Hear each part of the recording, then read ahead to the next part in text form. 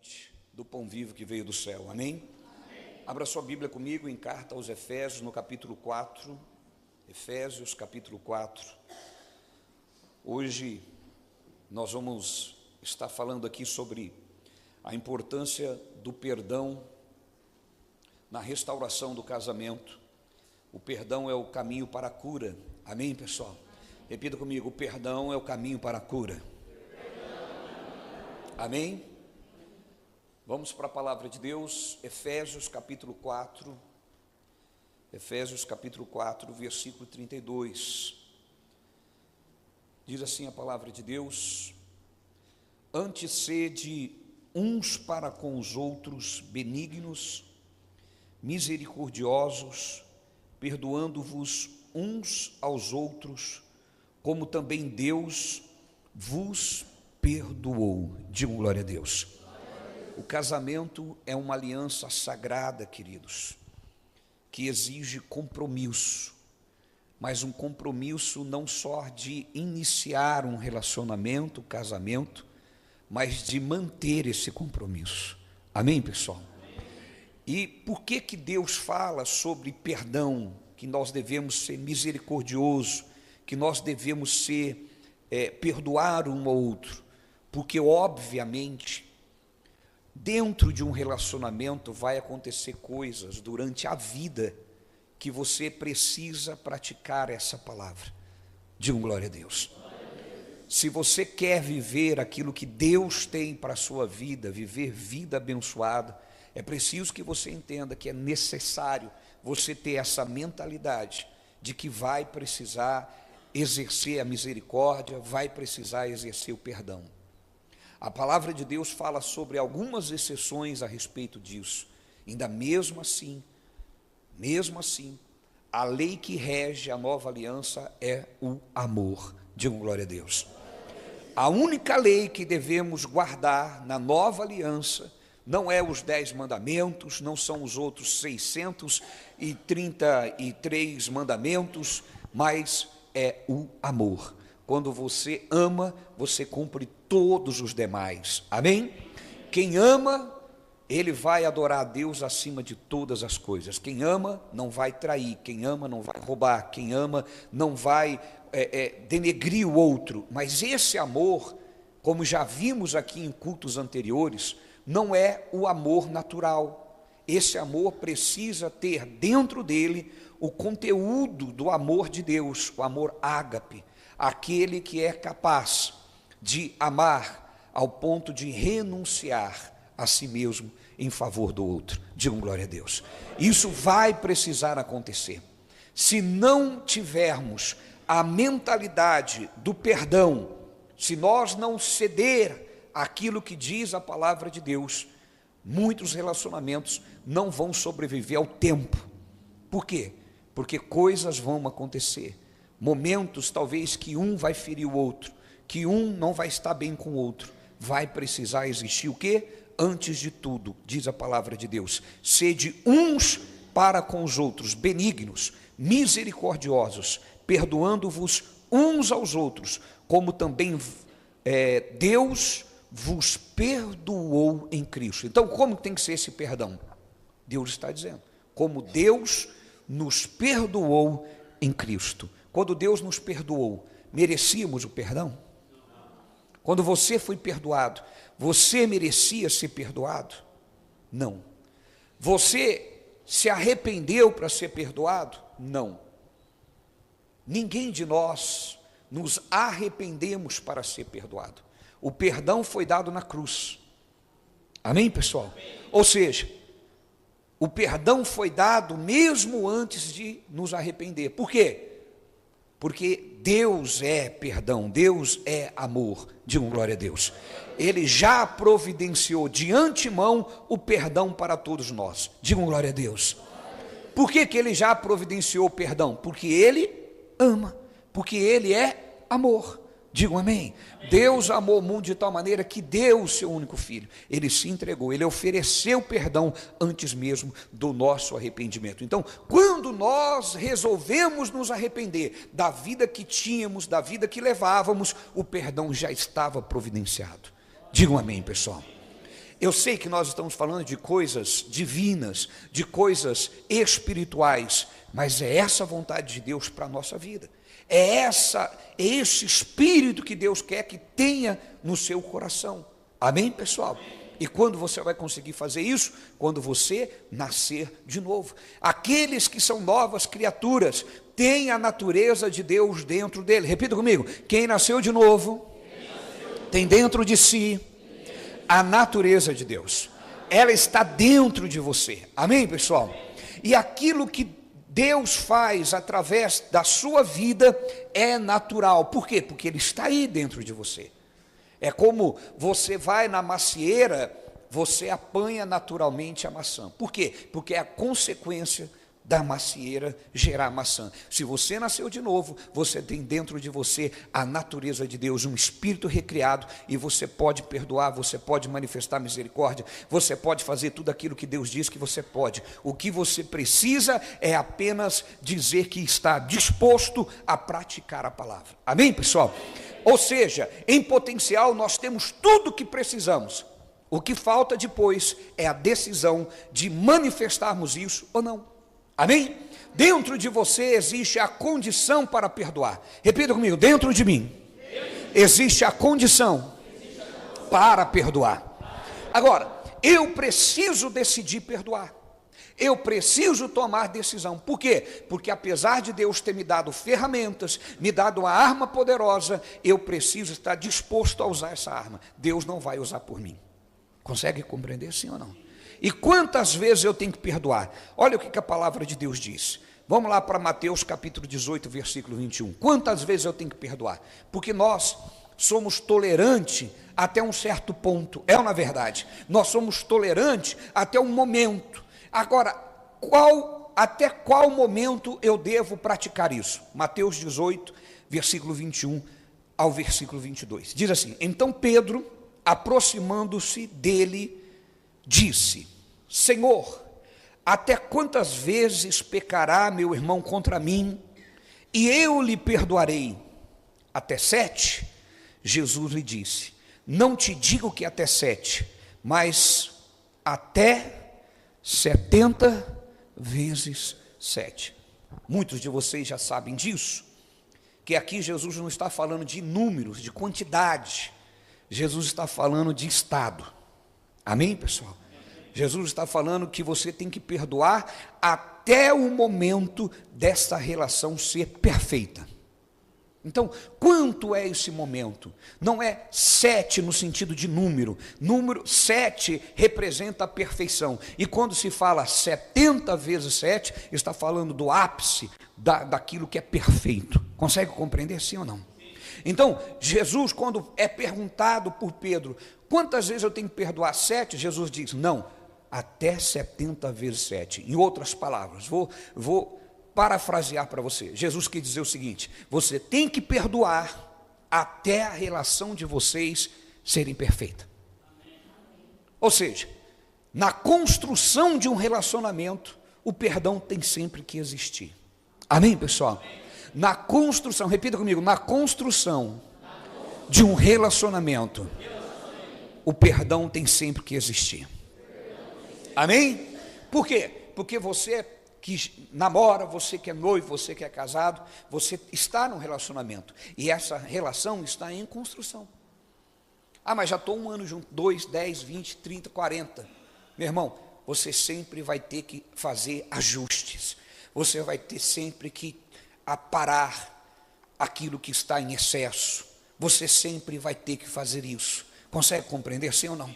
Se há em você um período que você luta e depois desse período você desiste, o seu casamento é questão de tempo para acabar. Se você tem a personalidade de lutar até um certo ponto com entusiasmo e depois ir desacelerando e para de lutar porque já cansou de lutar pela mesma ação, você vai chegar ao fracasso, com Deus ou sem Deus. O que você precisa entender é que Deus te dá combustível para você vencer, mas você tem que ouvir a voz de Deus. Quantos entendem? Digam glória a Deus. Você tem que se submeter à vontade de Deus. Por quê? Porque Deus não vai fazer aquilo que só você pode fazer. Então nós temos que às vezes trabalhar no nosso temperamento, no nosso comportamento. Por quê? Porque às vezes somos assim. Começamos uma guerra entusiasmo, cheio de entusiasmo, e lutamos. Temos sonhos, visão, estamos entusiasmados, vamos conseguir, vamos vencer. A luta insiste, a gente vai perdendo gás, vai perdendo a força, já vai pensando em abandonar, já vai pensando que não tem mais jeito. Percebe? É um comportamento. Consegue compreender? É um comportamento. E aí a pessoa já fica eu estou de saco cheio, eu não tenho mais paciência para isso. Percebe? É um comportamento. Quando nós temos uma direção, você tem uma palavra, você tem uma direção, até quanto você tem que perdoar, até ser perfeito. Consegue compreender? Eu tenho que perdoar até a relação ser perfeita. Então Deus está me dando essa direção. Eu tenho algo a fazer. Amém, pessoal? Isso não é para o ímpio, isso não é para aqueles que têm outras religiões, e cada um vai seguir o seu Deus, mas o nosso Deus, o Deus que nós servimos, o único e verdadeiro Deus, Ele diz o que temos que fazer. Então é assim que temos que fazer. O mundo não luta, o mundo acha que lutar é perca de tempo. Para que lutar? Sendo que tem um monte de gente aí que está disponível, que me trata melhor, que me dá mais atenção. Então isso é o mundo, está tudo bem eles viverem assim. Amém, pessoal? Diga assim, mas para mim não está bem isso. Amém, gente? Se você serve a Deus, é essa mentalidade que você tem que ter. Agora, só vai conseguir chegar aonde Deus tem para você quando você está disposto ou disposta a viver isso, o perdão, a querer a restauração, a querer que Deus restaura, a querer que Deus trabalhe, que Deus cure as feridas, que Deus restaure as emoções, os sentimentos, que Deus cure aquilo que precisa ser curado. Amém, gente? Mas não é orando só pelo outro, é orando por você e pedindo para que Deus mude em você o que precisa ser mudado. Porque é muito característico de crente. O crente só ora pelo outro, como se ele fosse perfeito e não precisasse de mudança. Então, sempre é assim. Ore pelo meu marido. E você, o que você precisa mudar? Você está mudando o que você precisa? Não, estou. Então tá bom, agora está perfeito. Você está mudando, você está orando para que Deus te mostre o que precisa mudar em você. E aí você está pedindo para que ore, para que mude também o outro. Aí está perfeito. Mas crente tem mania de sempre dizer, ore por aquele, ora por fulano, ora por ciclano, porque aquela pessoa tem problema, que aquele outro tem problema. E ele se coloca na posição de quê? De perfeição. Não. Eu posso pedir para que Deus, eu não consigo conviver com aquele comportamento. Eu não consigo viver com aquele jeito. Me ajude, Senhor. Mude ela ou mude eu. Me ajude. Consegue compreender, sim ou não? Porque essa mentalidade é uma mentalidade de quem está disposto a um trabalhar de Deus na sua vida. Quantos entendem? Digam glória a Deus. Ele está disposto a ver a ação de Deus na sua vida. Digam glória a Deus. Nós temos duas histórias na Bíblia. Se me der tempo eu vou falar das duas, porque o tempo voa de quarta-feira. Nós temos duas histórias de restauração e cura no casamento. A primeira história é a mais conhecida de todos. É a história de José e de Maria. Abre a sua Bíblia comigo lá em Mateus capítulo 1. Nós vamos ler o versículo 19 e o versículo 20.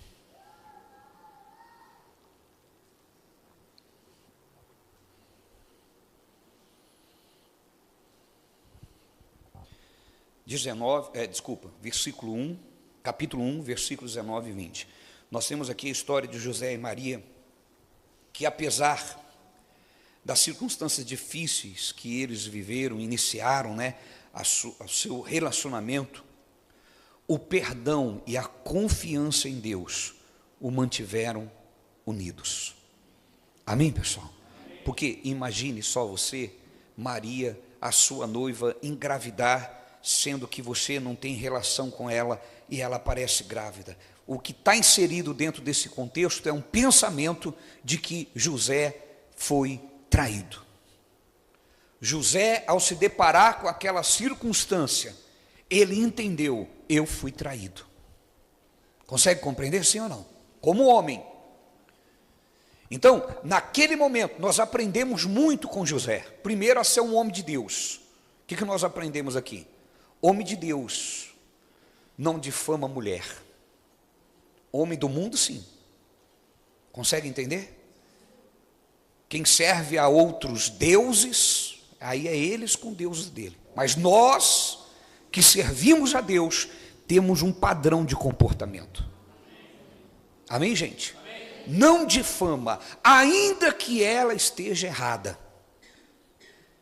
É isso que eu vejo na Bíblia. Não é isso? Sim ou não? Sim. Maria aparece grávida. José não reuniu a família e diz assim, ela é uma... E começou a dar adjetivo. Não. José não reuniu a família e diz, ela fez isso, fez aquilo, aquilo outro, me traiu, está grávida de outro. Não. José não saiu falando para a sociedade nada. A palavra de Deus diz que quando a Maria chega grávida, José olha para aquela circunstância e ele tenta deixá-la escondido. Saiu quieto.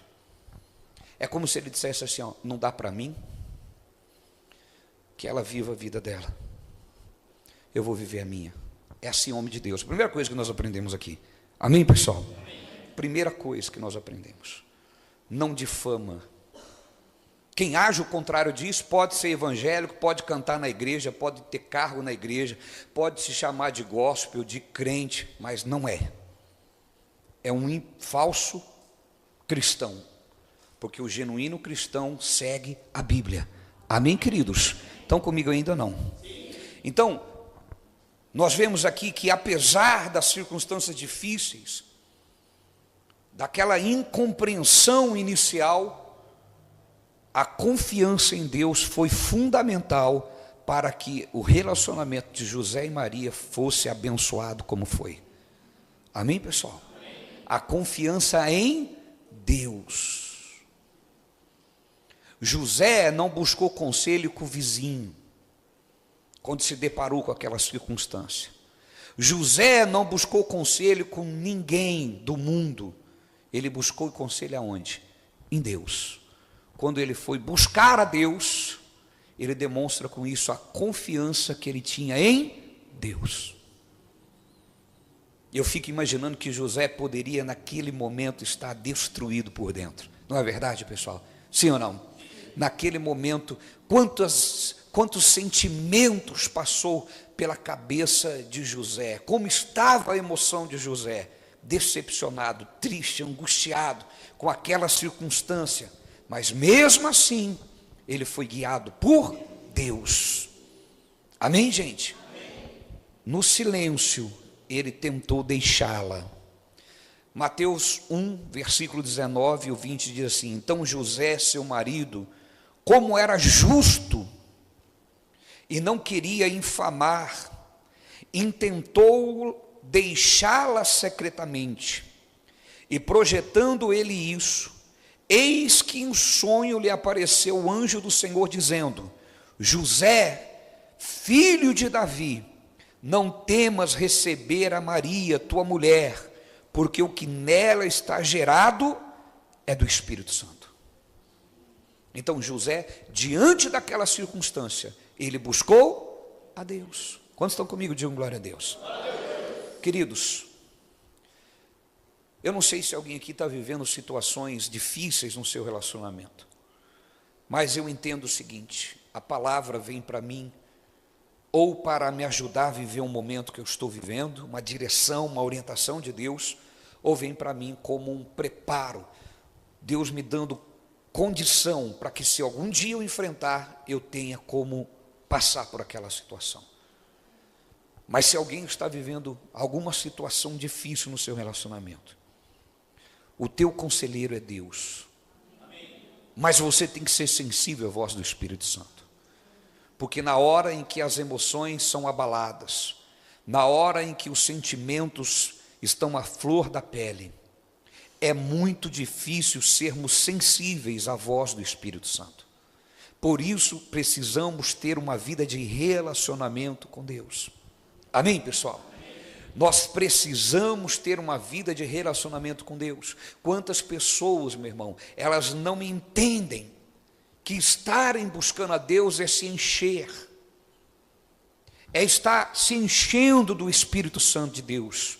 Não é uma coisa racional, é uma coisa do Espírito.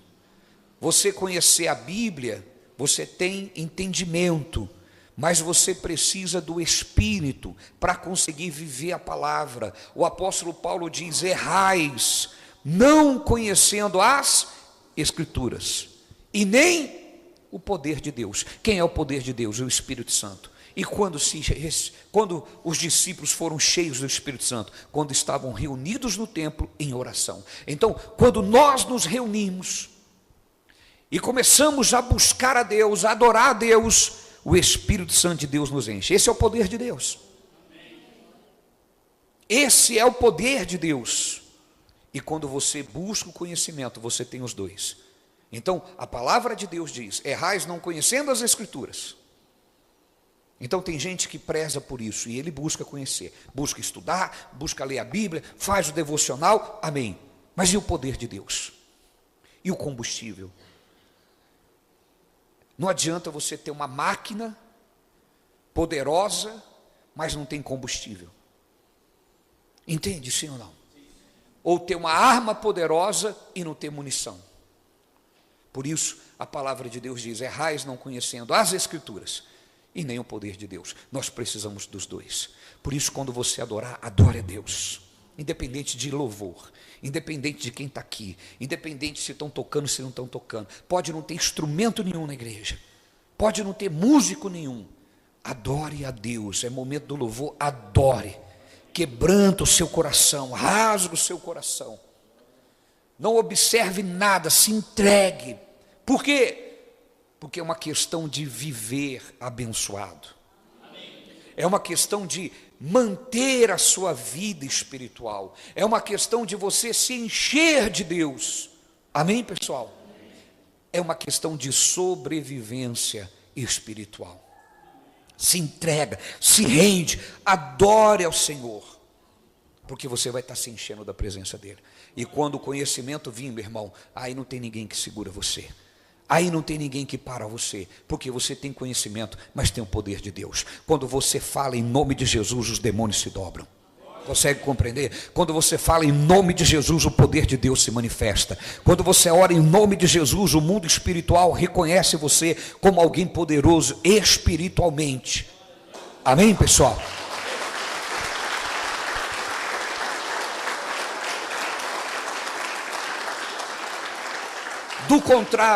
Do contrário, você é apenas um bom religioso, mas uma pessoa sem poder espiritual. Entenda isso. Jesus, uma certa vez, chegou numa região e os discípulos estavam lá tentando expulsar um demônio e não conseguiram. E quando o pai daquele menino viu Jesus chegando, correu até Jesus e diz assim: Jesus, esse meu filho, ele está sempre sendo tomado por demônios, e por vezes esses demônios jogam meu filho na água, no fogo, meu filho convulsiona, e eu trouxe até os seus discípulos, e eles não conseguem expulsar esses demônios. E aí Jesus foi e expulsou os demônios. E os discípulos perguntou: por que nós não conseguimos? Preste atenção. Não basta apenas saber que você tem poder. Você precisa tê-lo de fato. A informação de que Jesus te dá poder é essencial. Mas esse poder não pode ser uma informação. Ele tem que ser de fato.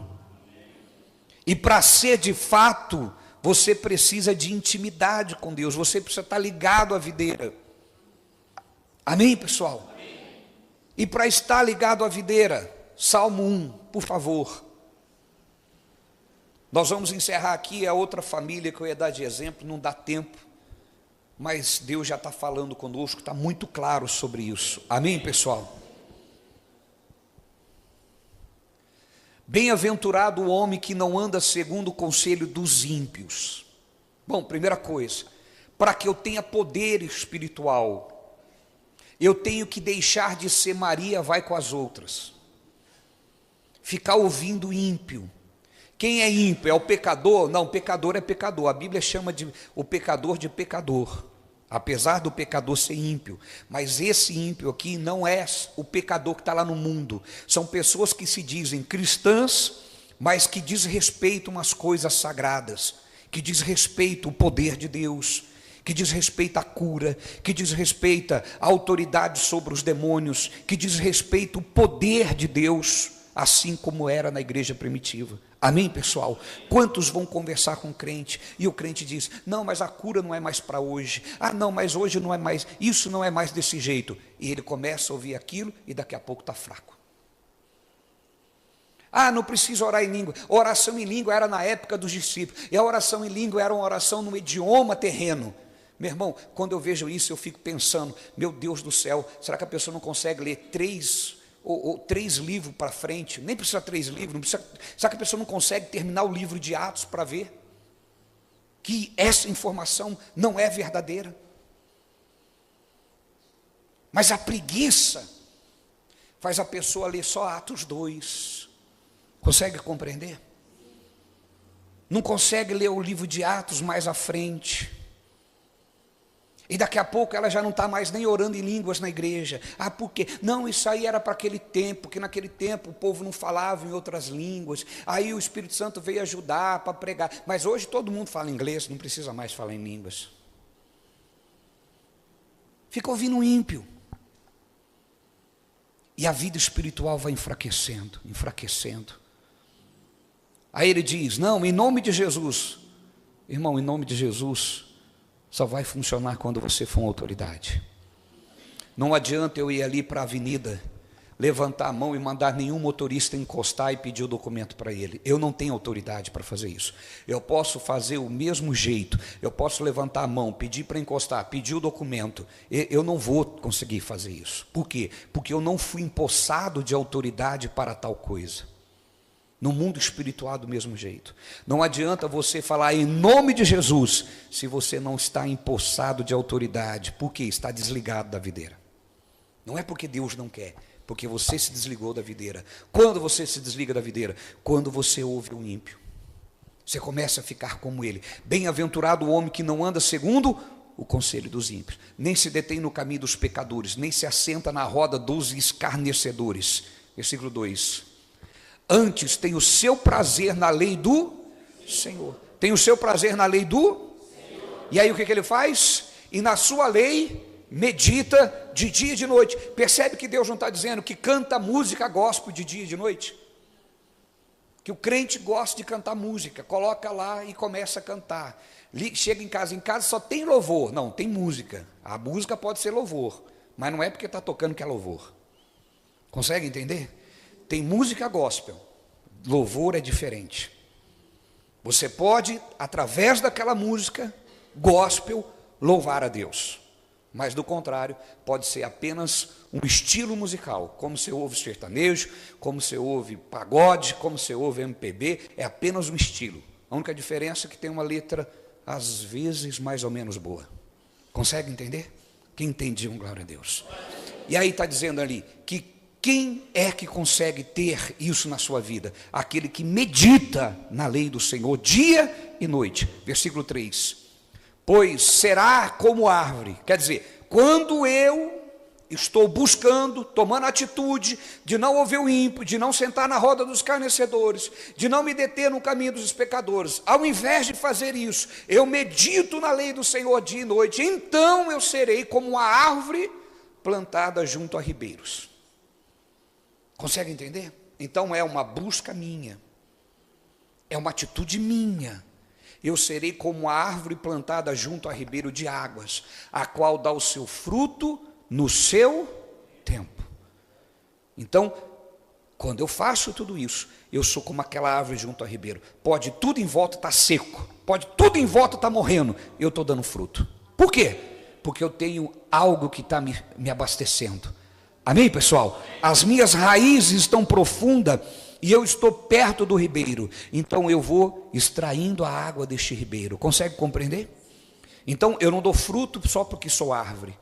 Eu dou fruto porque eu estou ali junto ao ribeiro. Digam glória a Deus. Pegou a visão, sim ou não? Porque eu estou plantado e eu estou me abastecendo. Ficou claro isso, meu irmão? Entende? Então eu serei como árvore plantada junto a ribeiros de água, a qual dá o seu fruto no seu tempo, as suas folhas não cairão, e tudo quanto fizer, prosperará. Diga glória a Deus. Percebe? Então a vida abençoada é consequência da onde estou. Eu estou plantado na palavra, eu estou extraindo a seiva verdadeira, eu estou no ribeiro de água. Então o mundo pode estar uma seca, eu não vou estar, você não vai estar. Quantos entenderam a palavra? Meu irmão, e a palavra de hoje é perdão. Manifeste perdão. Perdoa até ser perfeito. Quando você faz isso, a consequência é que tudo que você fizer prosperará. Se coloque em pé em nome de Jesus. Aplauda bem forte a Jesus Cristo.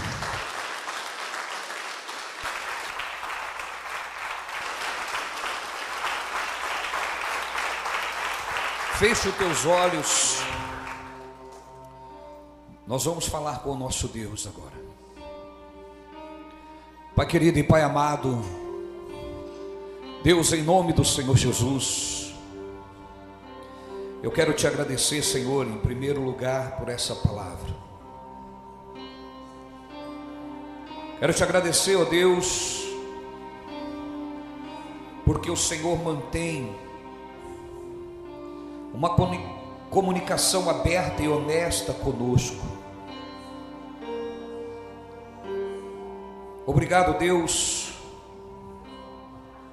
porque a sua parte é comunicar e a nossa é como diz Tiago. Irmãos, todo homem seja pronto para ouvir. Nós estamos aqui, Senhor, prontos para ouvir a sua voz. E a tua palavra hoje, meu Pai, nos diz que devemos praticar o perdão, por mais que seja uma coisa óbvia, por mais que pareça ser uma coisa natural para nós. Muitas das vezes somos relutantes para manifestar o perdão, Senhor. Deus, eu confesso que durante todos esses anos que eu te sirvo, eu vejo pessoas que são capazes de perdoar o outro naquilo que ele também erra, mas se o pecado e se a falha for diferente, a grande maioria condena. Eu vejo pessoas, meu Deus, já vi muito isso, que conseguem exercer misericórdia naquilo que também eles erram, mas se o pecado do outro for diferente do dele, muitos estão prontos para atacar, e trazendo isso, Senhor, para os relacionamentos. Quantos são intolerantes, cruéis, vingativos, mas ao passo que eles agem com o seu cônjuge dessa maneira, eles oram pedindo ao Senhor uma vida conjugal abençoada. É uma incoerência, Senhor. É uma incoerência e uma hipocrisia quando nós pedimos por algo para que o Senhor faça e nós não somos capazes de fazer a nossa parte, Senhor. Mas aqui nós estamos como tua igreja, Senhor. Aqui nós estamos como a tua igreja, prontos, meu Pai, para viver o que o Senhor diz. Ore pelo seu cônjuge agora e ore por você também. Ore.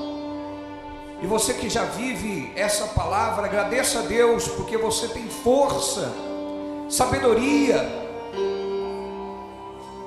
para viver o que a palavra dele diz. Louve a Deus, diga: Senhor, obrigado, porque eu sei que eu vivo isso, porque o Senhor fez uma obra transformando a minha natureza. Eu sei que o Senhor fez uma obra mudando o meu estado, e hoje eu posso manifestar, Senhor, o fruto de um espírito recriado. Hoje eu posso, Senhor, manifestar a natureza que o Senhor colocou dentro do meu coração. Obrigado, Pai. Isso. Ore agora. A palavra de Deus diz: orai uns pelos outros. Faça essa oração agora. Deus está pronto para lhe ouvir. Deus está pronto para te atender. Creia nisso. Fale com seu Deus. Fale com teu Senhor.